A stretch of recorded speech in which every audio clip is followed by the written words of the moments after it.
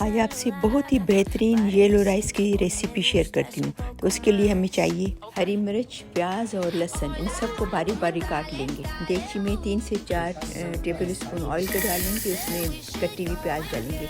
जब येलो हो जाएगी तो लहसुन डालेंगे कटा हुआ, थोड़ा उसको चला के फिर जब ये गोल्डन हो जाएंगे तो थोड़ा पानी डालेंगे, उसमें ग्रीन मिर्ची डालेंगे, उसमें 2 फुल टीस्पून पिसा हुआ ज़ीरा, 2 फुल टीस्पून हल्दी का डालेंगे। 1 से 2 मिनट फ्राई करके फिर उसमें पानी डालेंगे। तो 3 कप चावल के हैं तो मैं 4 कप पानी डालती हूँ, डिपेंड करता है कि चावल नए हैं या पुराने हैं। फिर इसमें जब पानी गर्म होगा चावल डाल के फिर रख देंगे कुक होने के लिए। अभी देखो पानी ख़त्म हो गया है, दम भी आ गया है, हमारे चावल बेहतरीन चावल रेडी हैं। इसको ज़रूर ट्राई करना, बहुत ही अच्छे होते हैं, काफ़ी चीज़ों के साथ चलते हैं और छोटे बड़े सब इसको पसंद करते हैं। Thanks for watching.